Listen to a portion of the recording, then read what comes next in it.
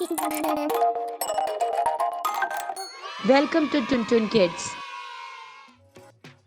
आज का शीर्षक है मूर्ख, साधु और ठग। तो बच्चों, कहानी शुरू करने से पहले एक बार ताली बजा दीजिए और सब्सक्राइब कर दीजिए।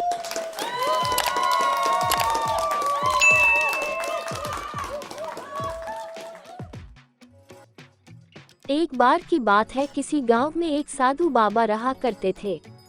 पूरे गांव में वह अकेले साधु थे जिन्हें पूरे गांव से कुछ न कुछ दान में मिलता रहता था।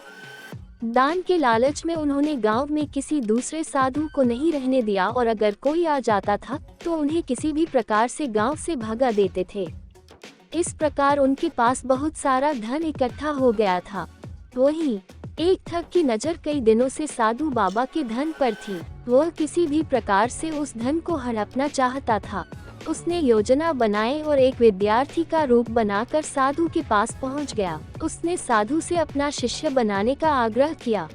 पहले तो साधु ने मना किया, लेकिन फिर थोड़ी देर बाद मान गए और ठग को अपना शिष्य बना लिया। ठग साधु के साथ ही मंदिर में रहने लगा और साधु की सेवा के साथ साथ मंदिर की देखभाल भी करने लगा। ठग की सेवा ने साधु को खुश कर दिया, लेकिन फिर भी वह ठग पर पूरी तरह विश्वास नहीं कर पाया। एक दिन साधु को किसी दूसरे गांव से निमंत्रण आया और वह शिष्य के साथ जाने के लिए तैयार हो गया। साधु ने अपने धन को भी अपनी पोटली में बांध लिया।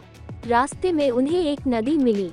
साधु ने सोचा कि क्यों न गांव में प्रवेश करने के पहले नदी में स्नान कर लिया जाए। साधु ने अपने धन को एक कंबल में छुपा कर रख दिया और ठग से उसकी देखभाल करने का बोलकर नदी की ओर चले गए। ठग की खुशी का ठिकाना नहीं रहा। उसे जिस मौके की तलाश थी वो मिल गया।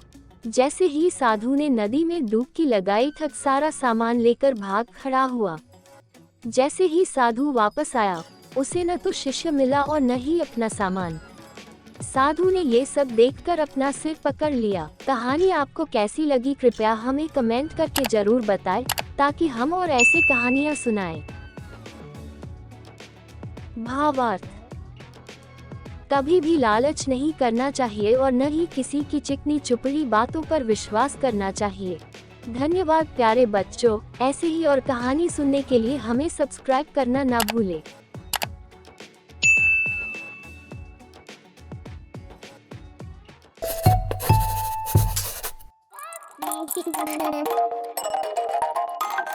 If you like a video, please like our video and subscribe to Tun Tun Kids channel for more such interesting videos.